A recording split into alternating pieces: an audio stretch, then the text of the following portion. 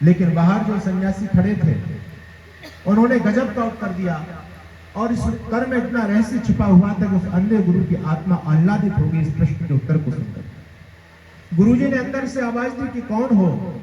बाहर खड़े सन्यासी कहते हैं, गुरुदेव मैं यही तो जानने आया हूं मैं कौन हूं। मुझे यही आज तक पता नहीं चला मैं कौन हूं। कितनी बड़ी गहरी बात जब गुरु बिरजानंद जी के उस अंधे गुरु के कानों तक गई तो उनकी प्रसन्नता का ठिकाना नहीं हुआ, और गुरुजी ने एकदम दरवाजा खोल दिया, सामान्य परिचय दिया, और गुरुजी ने उनको सहज स्वीकार करके अपनी शिक्षा का, अपने विद्या देने का पात्र उनको बना लिया, और गुरुजी ने निरंतर 3 वर्ष तक उनको शिक्षा दी।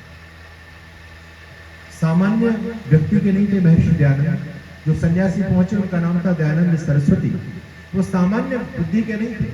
8 साल की अवस्था में उनको वेद याद हो गया था, गीता याद हो गई थी, अनेक उपनिषद उनको याद हो गई थी।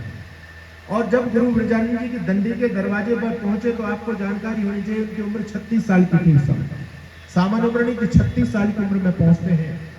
उस समय तक बहुत कुछ पढ़ चुके थे, बहुत कुछ पढ़ चुके थे, कुछ बचना बाकी नहीं, पढ़ना कुछ ज्यादा बाकी नहीं बचा था, लेकिन कुछ उलझने थी शास्त्रीय। उन उलझनों को सुलझाने के लिए उस समय भारत देश के दुनिया के सबसे उत्कृष्ट विद्वान माने जाते थे गुरु बिरजानंद। उनके दरवाजे पर केवल अपनी शास्त्रीय उलझनों को सुलझाने के लिए दयानंद वहां पहुंचे। 3 साल तक गुरुजी ने उनको फिर शिक्षा दी। गुरुजी अद्भुत विद्वान थे, और जब उनकी शिक्षा पूरी हो गई, दयानंद सरस्वती जब जाने लगे, और एक परंपरा होती है कि जब विद्यार्थी निरंतर इतने समय तक जिस गुरु के सानिध्य में शिक्षा को प्राप्त करता है, और जब वो गुरु से विदा ले रहा होता है तो उसका कर्तव्य होता है कि गुरु को कुछ दक्षिणा देकर के जाए। लेकिन वो सन्यासी बिल्कुल निर्लिप्त थे, उनके पास कुछ था ही नहीं। उनके मन में चिंता हुई कि मैं अपने गुरुजी को क्या दे सकता हूँ, मेरे पास धन है नहीं, संपत्ति ना मठ ना मंदिर, कुछ भी नहीं है, मैं तो बिल्कुल निर्वस्त्र हूँ, मेरे पास वस्त्र भी नहीं है, मैं गुरुजी को क्या दे सकता हूँ। लेकिन परंपरा का निर्वहन करने के लिए उनके एक परिचित थे, उनसे उन्होंने बात कही कि मैं गुरुजी को कुछ देना चाहता हूँ। क्या देना चाहते हो? बोले और तो मेरे पास कुछ ज्यादा नहीं, गुरुजी की प्रिय चीज देनी चाहिए। गुरुजी उस समय लौंगों का प्रयोग करते थे, लवंग का प्रयोग करते थे, तो उन्होंने एक व्यक्ति से 250 ग्राम लौंग मंगा ली, और वो लौंग ला करके अपने अंधे गुरु के चरणों में समर्पित करते हुए गुरुजी से विदा मांगने लगे कि गुरुदेव आपकी बड़ी कृपा हुई, आपने मुझ अकिंचन को इस योग्य बनाया है, और मेरे पास ज्यादा कुछ नहीं है। वैसे तो जीवन भर मैं आपके ऋण से कभी उड़ीन नहीं हो सकता, लेकिन एक परंपरा को निभाने के लिए मैं कुछ लोग आपकी शरण में लेके आया हूँ, आपकी सेवा में लेकर के आया हूँ। गुरुजी ने कहा, दयानंद मैं तुमसे लोग नहीं चाहता। तुम ये कहते हो कि मेरे पास देने के लिए कुछ नहीं है। अरे तुम्हारे पास तो देने के लिए वो है जो और दुनिया में किसी के पास नहीं। मैं तुमसे लोगों में बहकने वाला नहीं हूं। मैंने बड़ी मेहनत से, पता नहीं कब से मैं इंतजार कर रहा था, और एक मेरे मन माफिक शिष्य मुझको मिला। केवल एक, पूरा जीवन मेरा देखते देखते निकल गया, इंतजार करते करते निकल गया, लेकिन एक मुझे ऐसा शिष्य, निराला शिष्य मिला है, और वो शिष्य केवल मुट्ठी भर लोग देकर के अपना पीछा छुड़ाना चाहता है। दयानंद मैं ऐसे प्रसन्न नहीं हूं। अगर तुम मुझको संतुष्ट करना चाहते हो और मुझको अपना गुरु मानते हो तो फिर मुझको संतुष्ट करो, मैं जो मांगता हूं वो मुझको दीजिए। स्वामी दयानंद जी महाराज ने हाथ जोड़े गुरु जी के सामने और कहने लगे, गुरुदेव आप आदेश करें, वैसे तो मेरे पास कुछ है नहीं, लेकिन यदि आपको ऐसा लगता है कि मेरे पास बहुत कुछ है तो ये तो मेरा बड़ा सौभाग्य है, आप एक बार आदेश तो कीजिए कि आपको क्या चाहिए। गुरु बिरजानंद की आंखों से गंगा यमुना बन पड़ी, रो पड़े और कहने लगे, दयानंद मुझे कुछ नहीं चाहिए, मुझे केवल तुम चाहिए, तुम्हारा जीवन चाहिए, तुम्हारा जीवन बड़ा कीमती है। जब ये बात गुरुजी ने कही, दयानंद अविचल भाव से कहते हैं, गुरुदेव आप आदेश कीजिए, आप चाहते क्या है, मैं जीवन में करूं क्या। तब उस समय जो उपदेश गुरु बिरजानंद जी महाराज ने दिया था, वहां से आर्य समाज की स्थापना का बीज रखा जा रहा है। आप जुड़ने का प्रयास करें। गुरु बिरजानंद अंधे थे, लेकिन आज गुरु बिरजानंद की उस अंधी आंखों से टप टप करके आंसू गिरने लग गए। जब गुरु ने देखा इस भारत देश की दुर्दशा को, जब गुरु ने देखा वेद शास्त्र की वो पावन परंपरा हमारे देश से विलुप्त हो गई है, नास्तिक मत निरंतर बढ़ते चले जा रहे हैं, सनातन धर्म अस्ताचल की तरफ जा रहा है, तब उस अंधे गुरु ने अपने उस देदीप्यमान शिष्य के सामने एक बात कही थी, दयानंद मैं तुमसे ये चाहता हूं कि तुम वेद की लुप्त हुई परंपरा को इस धरती पर पुनः स्थापित करो। हमारे सनातन धर्म के नाम पर इस धरती पर बहुत सारा अधर्म, बहुत सारा आडंबर, बहुत सारा कूड़ा कबाड़ा, अंधविश्वास, कुरीतियां छा चुकी हैं। आप सनातन धर्म का जो वास्तव में मूल है, सनातन धर्म की जो वास्तविकता है, उसका जाकर के समाज में प्रचार प्रसार करो। लोग तो सनातन धर्म को ही भूल चुके हैं, लोग वेदों को भूल चुके हैं। वेदों के नाम पर लोगों ने पुराणों को स्वीकार कर लिया है। धर्म के नाम पर लोग अधर्म के रास्ते पर जा चुके हैं और उस अविनाशी सत्व परम पिता परमात्मा के स्थान पर लोगों ने केवल मिट्टी के खिलौनों को ही भगवान मान रहे हैं। इसलिए दयानंद आज आवश्यकता है तो वेद की परंपरा को, वेद के ज्ञान को पुनः धरती पर स्थापित करो। और मैं आप लोगों से पूछना चाहता हूं, वेद को तो सभी मानते हैं, केवल हम ही नहीं, आर्य समाज के लोग ही नहीं, सभी दुनिया में जितने भी सनातन परंपरा को जो लोग मानते हैं, सभी वेद को स्वीकार करते हैं। तो जब गुरु बिरजानंद जी ने कहा कि आपको वेद की परंपरा का प्रचार प्रसार करना है, लोग वेद को भूल चुके हैं, तब ऋषि दयानंद ने कहा कि गुरुदेव आप बस आदेश मुझे दीजिए और मैं निश्चित रूप से वेद की परंपरा को, वेद के ज्ञान को धरती पर पुनः स्थापित करूंगा। और तब गुरु बिरजानंद जी के आदेश के अनुसार महर्षि दयानंद जी महाराज निकल पड़ते हैं और उन्होंने वेद की शिक्षाओं का प्रचार प्रसार शुरू किया। उन्होंने पाया कि हम लोग कौन हैं, हम अपने अतीत को भूल चुके, तो उनको मिला कि वेद में हमारा नाम आर्य है और हम सभी आर्य हैं, वास्तव में तो सभी आर्य ही हैं। तब महर्षि दयानंद ने वेद के प्रचार प्रसार को अविचल रूप से आगे बढ़ाने के लिए एक संगठन को जन्म दिया। अपना कोई मत मजहब पंथ नहीं बनाया, बल्कि एक संगठन का जन्म दिया। किस काम के लिए? उस वेद के प्रचार प्रसार के लिए समाज में एक सोसाइटी बनाई। उस संगठन का नाम है आर्य समाज। लोग ये समझते हैं कि आर्य समाज राम को नहीं मानता, कृष्ण को नहीं मानता, आर्य समाज किसी देवी देवता को नहीं मानता। ये बिल्कुल भ्रमित बात है। आर्य समाज सबको मानता है। जो वेद में कहा गया है, वेद हम सबका है, वेद हमारे धर्म का मूल है, वेद परमात्मा की वाणी है, वेद अपौरुषेय है। वेद में जो कुछ भी बताया गया उसका ही आर्य समाज प्रचार प्रसार तब से लेकर के अब तक करता है। लेकिन आज वेद के ज्ञान को लोग भूल चुके हैं और वेद के नाम पर, सनातन धर्म के नाम पर नई नई परंपराएं समाज में प्रचलित हो रही है। आज समाज भ्रम की तरफ जा रहा है, आज समाज अज्ञानता की तरफ जा रहा है, आज हमारा समाज ढोंग, रूढ़ियों, अंधविश्वास और पाखंड की तरफ है। आज आवश्यकता है हम लोगों को वापस वेद के ज्ञान की तरफ चलने की, आवश्यकता है आर्य समाज को समझने की। आप यदि आर्य समाज को समझेंगे तभी आप वास्तव में सनातन धर्म को समझ पाएंगे कि सनातन धर्म क्या है। अगर अपने धर्म को बचाना चाहते हैं, पुस्तक रखिए सत्यार्थ प्रकाश।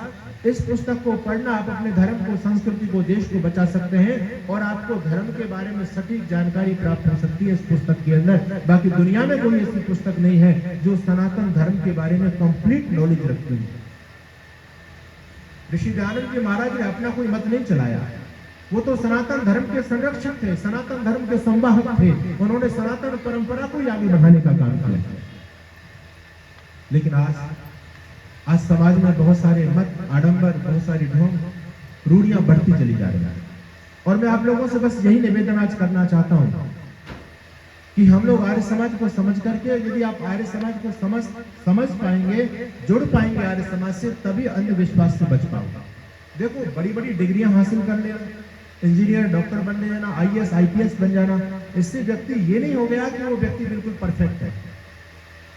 वो केवल किसी व्यक्ति ने IAS किया है तो उसके निर्धारित सब्जेक्ट है, उस सब्जेक्ट का विद्वान हो सकता है। कोई व्यक्ति डॉक्टर बनाए तो वो केवल अपने डॉक्टरेट का विद्वान है, वो शरीर विज्ञान को जानता है। आप ये नहीं कह सकते कि डॉक्टर है, बहुत बुद्धिमान है, सब कुछ जानता है, ऐसा कदापि नहीं। कोई व्यक्ति वकील है तो उसने केवल वकालत को पढ़ा है, अपने क्षेत्र का ज्ञान उसके पास में है। बाकी यदि हम उसको ये भी समझेंगे तो धर्म के बारे में भी जानता है, ये हमारी मूर्खता है। कोई डॉक्टर है, इंजीनियर है, इन सबके अपने अपने विभाग होते हैं, उस विभाग की जानकारी, उस विभाग का ज्ञान इनके पास में होता है, वो सर्वांगीण नहीं जानते। तो ये मत समझना कि कोई डॉक्टर, कोई इंजीनियर, यदि हमारी कुप्रथाओं में, याद रखना, जो अंधविश्वास है, जो अंधविश्वास होता है वो कुछ पीढ़ियों के बाद में परंपरा बन जाता है। तो आज हमारे हिंदू समाज में जो कभी अंधविश्वास के रूप में चीजें उपजी थी, आज वो परंपरा बनती चली जा रही है और ये परंपरा निरंतर आगे बढ़ती चली जा रही है। बड़े बड़े लोग जब इन परंपराओं का निर्वहन करते हैं तो हम लोग एक बात कहते हैं कि ये लोग मूर्ख थोड़ो हैं, बड़े पढ़े लिखे लोग हैं, डॉक्टर हैं, जज हैं, इंजीनियर हैं, ये लोग भी तो इन चीजों को मानते हैं। आप इसका खंडन क्यों करते हैं? मैंने फिर आपको मैं कहना चाहूंगा, डॉक्टर वो केवल अपने क्षेत्र का है, इंजीनियर है तो केवल अपने विषय का इंजीनियर है, वो धर्म के विषय में धर्म का ध भी नहीं जानता है, धर्म के विषय में उसको जानकारी नहीं है। तो धर्म के विषय में यदि आपको कंप्लीटली जानकारी चाहिए तब आप सत्यार्थ प्रकाश पढ़िए, आपको जानकारी मिलेगी। आज धर्म के नाम पर समाज में धंधे बहुत खुले हुए हैं और बड़े बड़े पढ़े लिखे लोग, उन्होंने तकनीकी शिक्षा तो प्राप्त की, लेकिन आईक्यू उनके जीवन में पैदा नहीं हो पाया, वो तर्क नहीं बन पाए, वो तार्किक नहीं बन पाए। तकनीकी शिक्षा मैंने देखा इंजीनियर लोग बन गए, लेकिन इंजीनियर बनने के बाद में भी धर्म के क्षेत्र में बिल्कुल शून्य है। ठीक है, इंजीनियर होंगे, अपने क्षेत्र के इंजीनियर होंगे, अपने विषय के इंजीनियर होंगे। आज समाज में पाखंड बढ़ता चला जा रहा है। मैं एक जगह कार्यक्रम के लिए गया, एक सज्जन ने बहुत बड़ी आलीशान भव्य कोठी बनाई। उस कोठी के शुभारंभ में गृह प्रवेश के लिए मुझे बुलाया गया और जब मैं पहुंचा, कई करोड़ रुपए की कोठी बनी।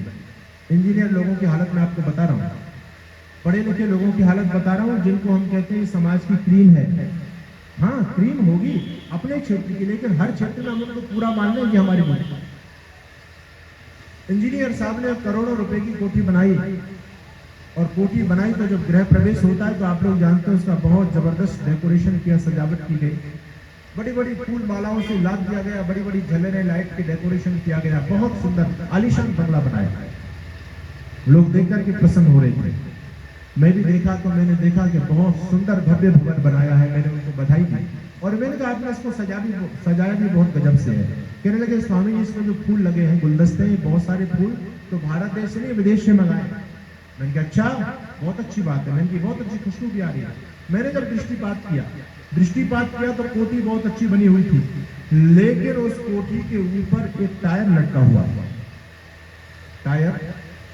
टायर लटका हुआ था। मैंने इंजीनियर साहब को कहा, इंजीनियर साहब कोठी तो बहुत अच्छी बनी है और आपने इसको सजाया भी बहुत अच्छी तरह से है, लेकिन ये टायर आपने सजाने के लिए लगाया है क्या? ये तो बहुत भद्दा लग रहा है, इसको उतरवाइए, ये तो इसकी शोभा को खराब कर रहा है।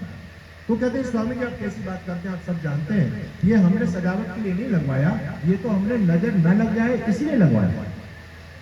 मुझे बड़ी हैरानी हुई। मैंने कहा देखो इंजीनियर है, कितने पढ़े लिखे व्यक्ति हैं, लेकिन फिर भी किस प्रकार की मूर्खतापूर्ण बातें कर रहे हैं। इस कोठी को भी नजर लगने वाली है, कहते नजर नहीं लग जाए इसलिए लगवाया है। मैंने कहा चलो बातचीत करेंगे। जब यज्ञादि हो गया, घर में जब बैठे तो इंजीनियर साहब की माता जी अपने पोते को लेकर के आई और कहने लगी गुरुजी ये बहुत बीमार रहता है, इसको आशीर्वाद दीजिए। थोड़ी देर बाद में उनकी बहू आ गई, कहने लगी गुरुजी ये तो बीमार बहुत हो जाता है, 8-7 दिन में इसको नजर लग जाती है, ठीक नहीं।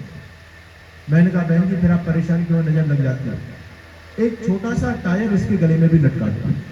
जब नजर उतारने का फॉर्मूला आपके पास में है, टायर लगाने से नजर नहीं लगती तो एक छोटा सा टायर नहीं तो टायर का टुकड़ा लगा दो, इसके गले में लटका दो ना।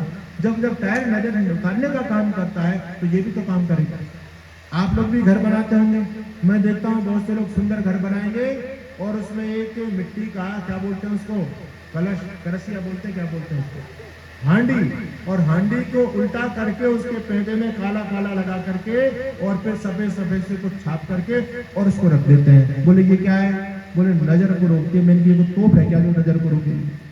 पता नहीं लोग कहाँ जा रहे हैं, इतने पढ़े लिखे लोग, लेकिन फिर भी लोग थोड़ा बुद्धि का प्रयोग नहीं कर पा रहे। आजकल देखो इतना पाखंड चल रहा है समाज में। एक वास्तु शास्त्र चला है और उस वास्तु शास्त्र का हवाला देकर के बहुत सारे लोगों के घर मकान तोड़वाए जा रहे हैं। अब जीवन में कभी कभी हमारे जीवन में कोई पुराना हमारा पाप भी उदय हो जाता है तो कष्ट भी आते हैं जीवन में। जब दुख है तो सुख भी है, सुख है तो दुख भी है। लेकिन जब व्यक्ति के जीवन में थोड़ा सा प्रतिकूल समय आता है तो सीधा महाराज के पास भागता है और कहता महाराज जी अब कुछ करो, अब तो समय ठीक नहीं चल रहा है। महाराज कहते हैं मैं तेरे घर आकर के देखूंगा कि गड़बड़ कहाँ पर है। वो कहते हैं ठीक है आप आइए। महाराज जब घर में आते हैं तो महाराज घर को देख करके कहते हैं भैया ये तो तेरा उल्टा समय तो आना ही था। अरे भले आदमी ये मकान बनाया किससे नक्शा बनवा लिया तूने? वो कहता है जी मैंने तो इंजीनियर से बनवाया। और कोई कहता है जी हमने तो अपने आप ही बना लिया, क्या किसी के पास में जाना, जो जो आवश्यकता थी उस आवश्यकता के आधार पर वैसा हमने मकान बना दिया। अरे पागल, तूने यही तो गड़बड़ कर दिया। जहाँ तेरा किचन है वहाँ पूजा घर होना चाहिए, जहाँ पूजा घर है वहाँ लेटरिन होनी चाहिए, वहां पर ये सोने का कमरा होना चाहिए। तूने तो सारा काम खराब कर दिया। और अब कहता है मैं परेशान हूँ। परेशान तो तू होगा। बोले अब क्या करें? अरे इसको तोड़वा, और क्या करेगा? कोई ऑप्शन नहीं है, इसको तोड़वाना पड़ेगा। ऐसे ऐसे लोग हैं जो वास्तु शास्त्र के नाम से बेचारा व्यक्ति जीवन भर कुछ पैसे कमा करके एक छोटा सा घर मकान बनाता है, लेकिन बहुत से ऐसे निर्दयी लोग हैं कि उनको बहला फुसला करके, उनको बहका करके उस मकान को तोड़वाने में लोगों को लेश मात्र भी दया नहीं है। और ये सब धर्म के नाम पर चल रहा है। इतना समाज में पाखंड बढ़ चुका है, इसलिए मैं आपके बीच में निवेदन करता हूं कि थोड़ा सा जागरूक बनो, धर्म के क्षेत्र में थोड़ा सा सोचना शुरू करो। भगवान ने हमको बुद्धि दी है और बुद्धि विवेक के लिए, विचार करने के लिए हमको बुद्धि मिली है। हम बुद्धि का प्रयोग तो करते हैं। जब आप टमाटर खरीदोगे, सब्जी खरीदने जाओगे, वहां पर भी बुद्धि का उपयोग करते हो या नहीं करते हो? अच्छी तरह देखते हो उसको, दबा दबा करके, कहीं से काला तो नहीं है, कहीं से खराब तो नहीं है। बैंगन खरीदो, उसको देखो, कपड़े खरीदो, तब देखो बुद्धि का प्रयोग करेंगे। चप्पल खरीदेंगे, उसको भी तोड़ तोड़ करके, मरोड़ करके देखेंगे ठीक है या नहीं। करना चाहिए बुद्धि का प्रयोग, क्योंकि हम बुद्धिमान लोग हैं। लेकिन धर्म के क्षेत्र में हमको कोई जैसा बहका देता है वैसा ही बहक जाता है। जिस दिन हम धर्म के क्षेत्र में बुद्धि का प्रयोग करने लग जाएंगे, उस दिन आर्य समाज ही बन जाएंगे। आर्य समाज और है क्या? आर्य समाज धर्म के क्षेत्र में केवल बुद्धि पर ताला लगा करके नहीं रखता है। आर्य समाजी व्यक्ति हर जगह अपने दिमाग को खोल करके चलता है। और याद रखना, ये दिमाग है, जो बुद्धि है ना, ये दिमाग और छाता, इन दोनों में एक कॉमन चीज है। ये जब दोनों खुले रहते हैं तभी यूजफुल होते हैं, तभी उपयोगी होते हैं। अगर ये बंद है तो इनका कोई उपयोग नहीं है। अगर भगवान ने हमको दिमाग दिया और दिमाग हमने बंद किया हुआ है, तो फिर दिमाग का उपयोग क्या है? हमारे दिमाग का उपयोग इसमें है जब हमारा दिमाग खुला रहे। डॉक्टर सर्वपल्ली राधाकृष्णन इस बात को लिखते हैं, बड़े फिलोसफर थे। वो कहते हैं हिंदू समाज की दुर्दशा क्यों हो गई? इसलिए इसकी दुर्दशा हो गई कि इस हिंदू समाज ने धर्म को केवल श्रद्धा का विषय मान लिया, धर्म को केवल भाव का विषय मान लिया कि बस धर्म में अकल को दखल नहीं, बुद्धि का प्रवेश नहीं है। जैसा महाराज कहते जा रहे हैं वैसा श्रद्धा से सुनते चले जाओ, मानते चले जाओ, इसी में तुम्हारा कल्याण हो जाएगा। नहीं मानोगे तो क्या होगा? नहीं मानोगे तो पाप लगेगा, विनाश हो जाएगा। तो धर्म के क्षेत्र में हमको डराया गया है, बहकाया गया है। ऐसे ऐसे धर्माचार्य हमारे समाज में घूम रहे हैं कथा करते करते। वो इस बात को कहते हैं, जब उनके पंडाल सजते हैं तो पंडाल के बाहर फ्लैक्स लगा देते हैं, पंडाल में घुसने से पहले बुद्धि और जूतों को बाहर ही छोड़ करके आए। पंडाल में बुद्धि का काम नहीं है। अब ये देखिए वो समाज को किधर ले जाना चाहते हैं। भगवान ने हमको बुद्धि किस लिए दी है? विचार करने के लिए। इस बुद्धि को धर्म के क्षेत्र में भी खूब प्रयोग करना है, खूब प्रयोग करो। सर्वपल्ली राधाकृष्णन कहते हैं, अगर धर्म में बुद्धि का प्रयोग वर्जित है तो फिर धर्म केवल मूर्खों का सौदा है, बुद्धिहीनों का सौदा है, बुद्धिमानों के लिए धर्म नहीं है। और वास्तव में जब आप अपने शास्त्र परंपरा को पढ़ेंगे तो आपको पता चलेगा कि हमारा धर्म तर्क से ही शुरू होता है। यस तर्केण सिद्ध्यति सधर्म, जो तर्क से जो चीज सिद्ध हो, हमको उसी चीज को मानना चाहिए और वही धर्म हो सकता है, वही सत्य हो सकता है। तो आर्य समाज तो ये कहता है कि हम लोग हर जगह अपने दिमाग को खोल करके चलें, क्योंकि इस समाज में धंधेबाज लोग बहुत बैठ रहे हैं। मेरे से भी बहुत सारे लोग आते हैं। देखो मैं आपको हकीकत बता रहा हूँ, हम लोग आर्य समाज के प्रचारक हैं। हम अपना आर्थिक बहुत बड़ा घाटा सहकर के आर्य समाज का प्रचार करते हैं। यदि हम भी थोड़ा सा समझौतावादी बन जाएं, समझौता करने लग जाएं, तो हमारे लिए कोई कमी नहीं है पैसे देने की, बड़े बड़े आश्रमों की, बड़ी बड़ी गाड़ियां। एक व्यक्ति का मेरे पास फोन आया, गुजरात से थे सज्जन, मेरा कोई परिचय नहीं था उनसे। वो मेरे पास फोन आए, 2-3 बार फोन आया, सामान्य बातचीत हुई। तो फिर उस व्यक्ति ने कहा, गुरुजी मैं आपसे मिलना चाहता हूँ। मैंने कहा मैं तो भी बाहर हूँ, आश्रम में तो हूँ नहीं, आप बताओ आपको काम क्या है? नहीं, केवल आपके मैं दर्शन करना चाहता हूँ, मैं आपको कुछ भेंट देना चाहता हूँ। मैंने कहा मैंने आपको देखा नहीं, आपने मुझे नहीं देखा, आप ऐसा कैसे मुझे भेंट देना चाहते हो? कहते जी आप मुझको नहीं जानते, लेकिन मैं आपको जानता हूँ, मैं आपको निरंतर सुनता हूँ, आपके प्रवचनों को मैं सुनता हूँ, टीवी पर मैं आपको देखता हूँ, यूट्यूब पर मैंने आपको देखा। तो मैंने कहा फिर अच्छी बात है, आपको मेरी क्या अच्छी बात लगी? बोले जब से मैंने आपको गुरु मान लिया है अपना, और जब से मैंने आपको अपना गुरु माना है, तब से मेरे बिगड़े काम सारे बन गए। मैं आपके नाम का जाप करता हूँ, आपको बहुत श्रद्धा से मानता हूँ, और मेरे सारे काम में इनके क्या काम बन गए? बोले जी मेरे कई मुकदमा उलझे पड़े थे, उनका भी जजमेंट हो गया।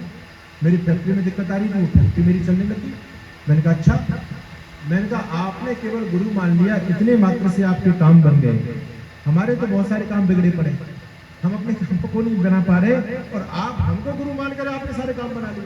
अगर हम में शक्ति होती तो हम अपने कामों को तो बना लेते। हमारे पास भी बहुत सारे लोगों ने मुकदमा किए हुए हैं, हम अपने मुकदमा को नहीं सुलझा पा रहे। हम गौशालाएं चलाते हैं, अपनी संस्था चलाते हैं, तो हमको बड़ा अभाव रहता है। तो हम जो है अपनी समस्याओं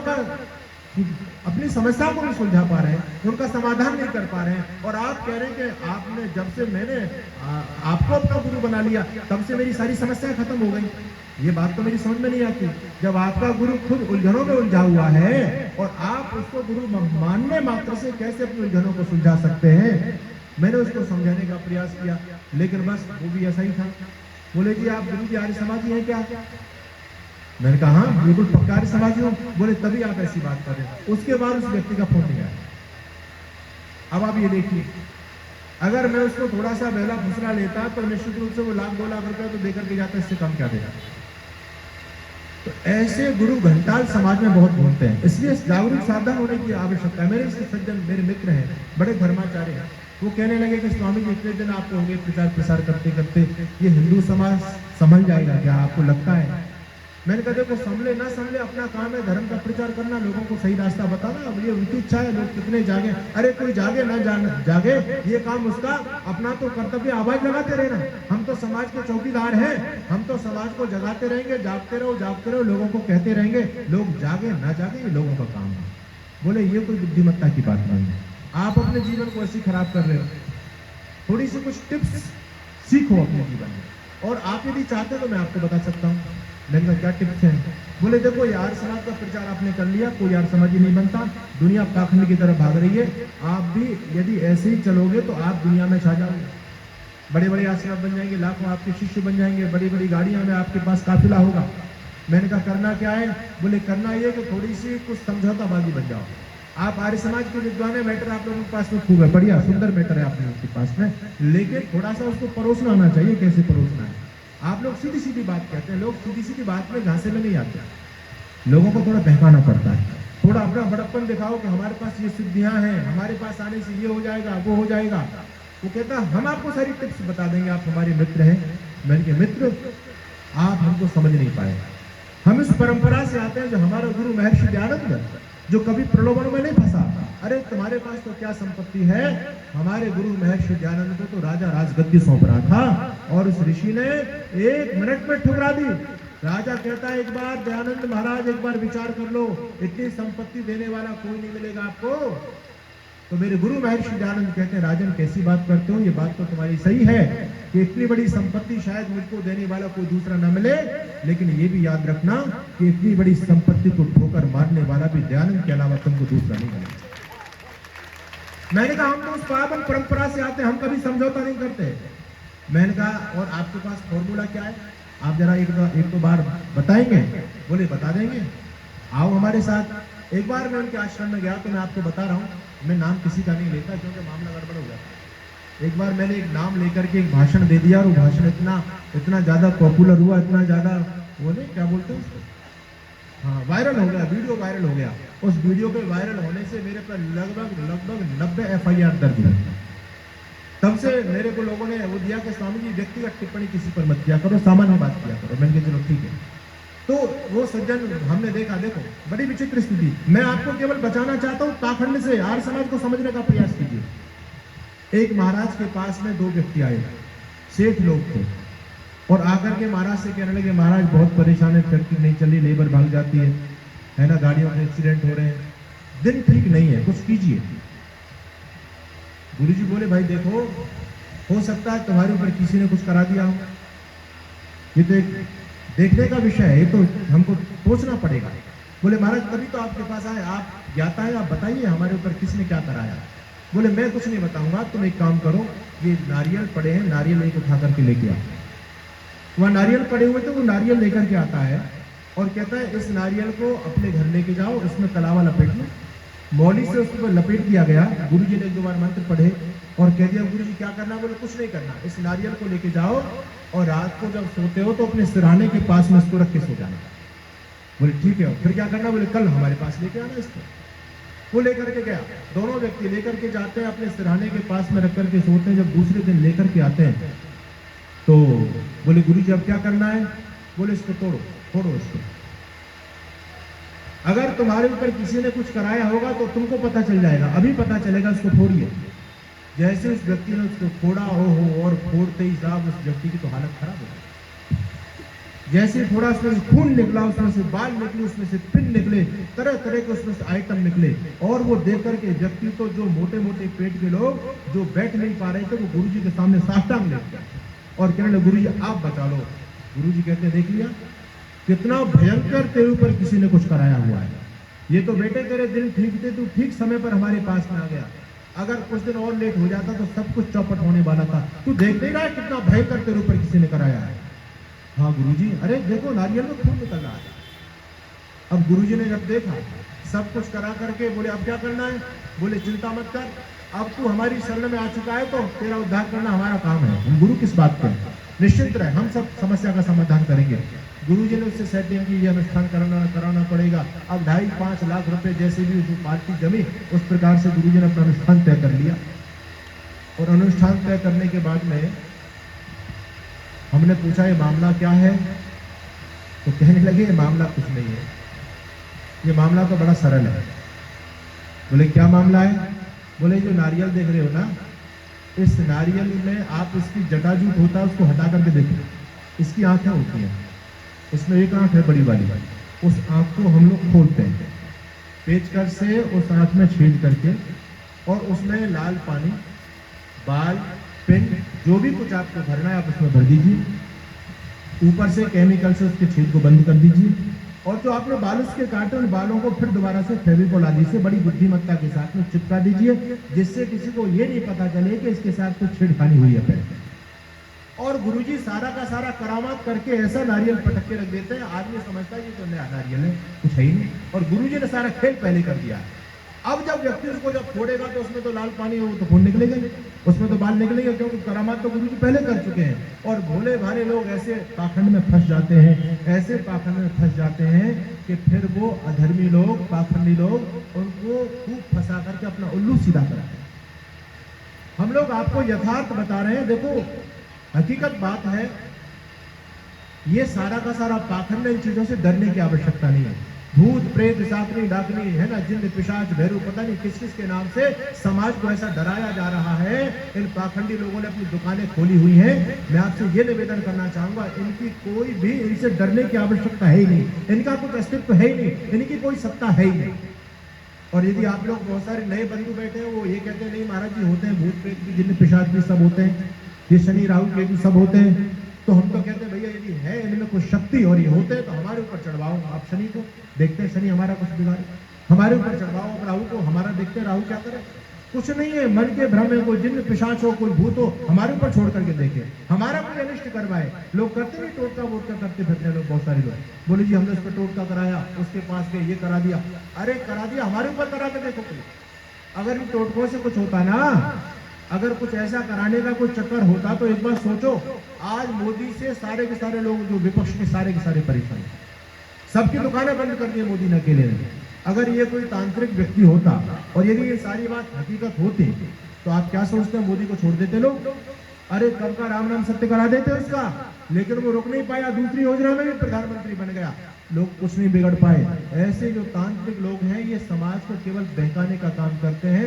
आज धंधा चल रहा है, पढ़े लिखे लोग अनपढ़ लोगों के सामने जाकर के हाथ पसार देते हैं, जी हमारा हाथ देखो, हमारा भाग्य देखो। अरे क्या है ये तो रेखा सबकी बराबर है।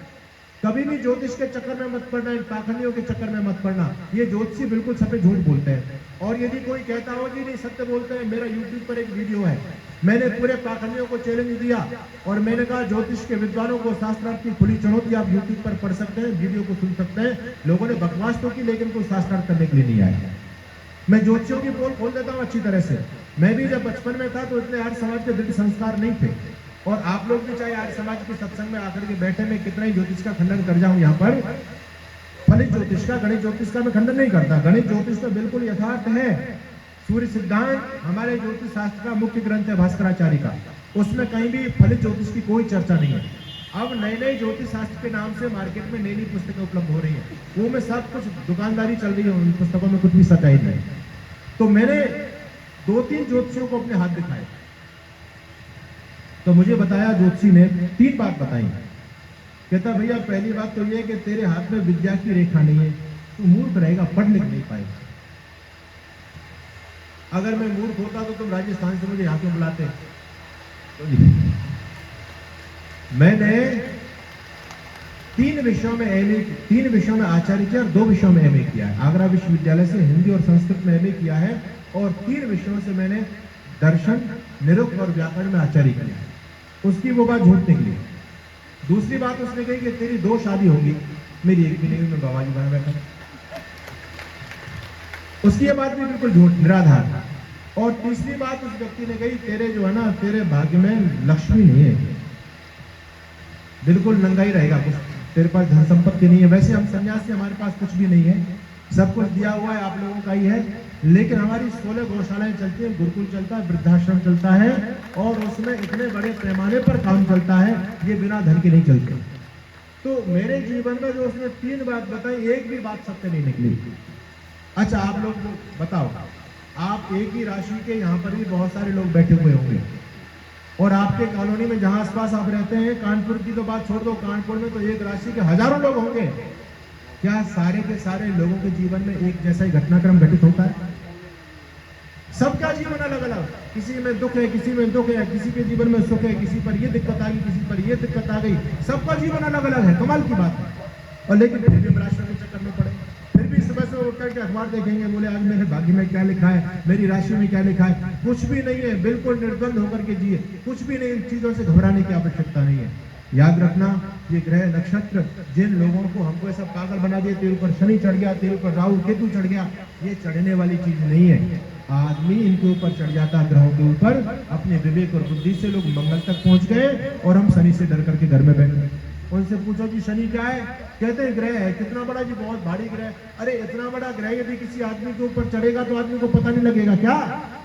50 किलो का बोरा रख दो, कचूमर निकल जाता है आदमी का। और इतना भारी ग्रह चढ़ा हुआ है, पता ही नहीं। हैरानी की बात यह है, बताने वाला भी दूसरा है, चढ़ाने वाला भी दूसरा, उतारने वाला भी दूसरा है।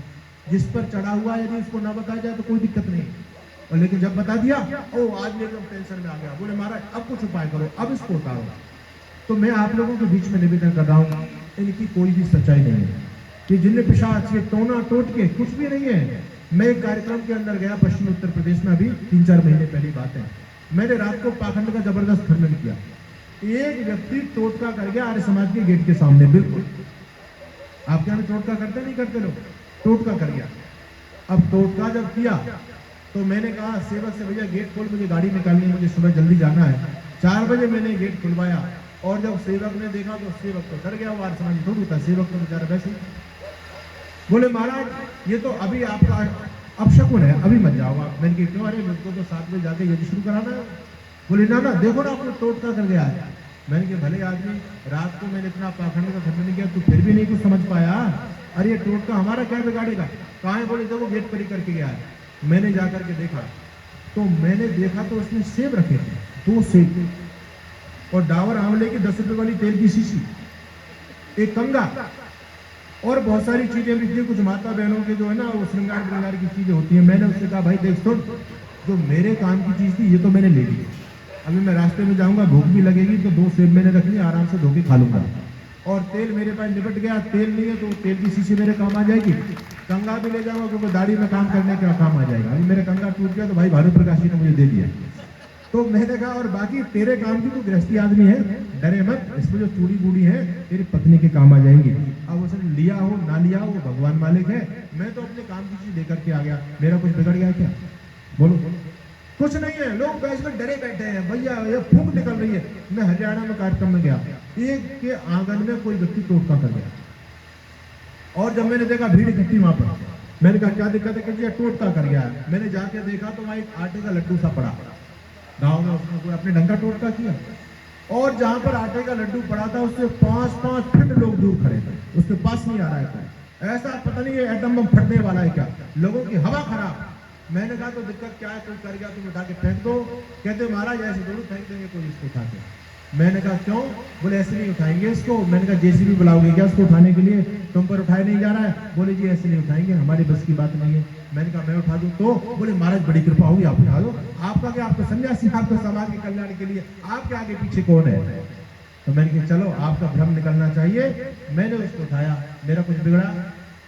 कुछ नहीं है। लोग वैसे डरे बैठे बेकार की। ये जो है ना ये ताबीज, गंडे ताबीजों की परंपरा चल रही है। एक बात समय हो गया, 2 मिनट में एक बात कहकर के समाप्त। एक प्रेरणा के लिए आपको बता रहा हूँ, हमारे गुरु जी एक बात हमको कहते थे, हरियाणा की घटना है। एक बुढ़िया माँ की भैंस ब्यागी, चौधरी की भैंस ब्यागी, और भैंस ब्यागी, लेकिन कभी कभी रोग हो जाता है, भैंस दूध पर नहीं आती। और गाँव में अगर नई बहू आ जाए, बीमार रहने लग जाए, तो ध्यान कहाँ जाता है? डॉक्टर के पास नहीं, क्या इस पर कोई चक्कर तो नहीं है, सियाने लोगों के पास में जाते हैं। तो गांव के लोगों का दिमाग ज्यादातर यही करता है, शहर में नहीं चलता पाखंड। तो भैंस ब्यागी दूध पर नहीं आ रही थी, तो कहा उसकी बुढ़िया माँ ने अपने पोते से, बेटा आप जो है शुक्रवार के दिन मस्जिद में जाना, मुल्ला जी से एक ताबीज बनवा के लाना भैंस के लिए, ये दूध नहीं दे रही। उसने कहा ठीक है भैया। शुक्रवार का जैसे दिन आया तो छोटे से बालक ने अपनी बुढ़िया माँ से कहा कि ला माँ 5 रुपए दे, मैं ताबीज बनवा के लाता हूँ। मुल्ला जी 5 रुपए में ताबीज बना के देते थे। तो उसने 10 रुपए दिए। बेटा कहता 10 क्यों दे रही है, 5 देना, एक ही ताबीज तो लाना है। उसने एक नहीं 2 ताबीज लेके आना है। बोले दूसरा किसके लिए? बोला बेटा एक तो भैंस के लिए, दूध नहीं दे रही है इसके लिए, और दूसरा ताबीज अपने भाई के लिए बनवा के लाना है। 10वीं क्लास में 3 साल से फेल हो रहा है, पास नहीं है। वो बच्चा 10 रुपए लेकर के चला गया, मुल्ला जी को 10 रुपए दिए, मुल्ला जी ने दोनों ताबीज पढ़ के उसको दे दिए। वो बच्चा बड़े ताबीज को जेब में रख करके बड़ी प्रसन्नता के साथ में आ रहा है, क्योंकि भैंस दूध देगी, भाई पास हो जाएगा, खुशी की बात तो है ही। एक बुद्धिमान व्यक्ति मिल गया, हमारे प्रधान जी जैसा, संतोषी जैसा। पूछा बेटे तुम बड़े खुश नजर आ रहे हो, क्या बात है? दोनों बात बता दी कि अंकल जी ऐसी ऐसी बात है, भैंस के लिए ताबीज लाया हूँ, भैया के लिए ताबीज बनवा के लाया हूँ, इसलिए मैं तो खुश हूँ, दूध पीने को मिलेगा। उन्होंने कहा जरा अपनी ताबीज निकालो, कैसी ताबीज है? उस बच्चे ने जेब से दोनों ताबीज निकाले, बोले ये ताबीज। तो वो बुद्धिमान आर्य सज्जन बोले देख बेटा ये दोनों ताबीज तो एक जैसे हैं, अगर भूल से तेरे भैया का ताबीज भैंस के बन गया तो क्या होगा? भैंस हाई स्कूल पास, और भैंस का ताबीज भैया को बन गया तो भैया शाम को बाल्टी भर देगा। अगर इन ताबीजों में कोई शक्ति है तो बोलो ये होना चाहिए, नहीं होना चाहिए। अरे चिंतन करो थोड़ा सा। वो 5 रुपए में मुल्ला जी 10वीं पास करा रहा है, हाई स्कूल पास करा रहा है। अगर उसमें ये विद्या होती तो खुद IAS ऑफिसर बन जाता। वो ताबीज पढ़ पढ़ के क्यों देता? लेकिन कोई सोचने के लिए तैयार नहीं है। इसलिए मैं निवेदन यही करूंगा, आर्य समाज को जानने का प्रयास करो। आर्य समाज खंडन मंडन नहीं करता। धर्म के नाम पर लोगों ने जो धंधे खोले हुए हैं, जो दुकानें खोली हुई हैं, उनका हम पुरजोर विरोध करके सनातन धर्म को धरती पर स्थापित करने का काम करते हैं। इतना कहकर के वाणी को विराम। आप सभी को बहुत बहुत धन्यवाद। ओम शांति।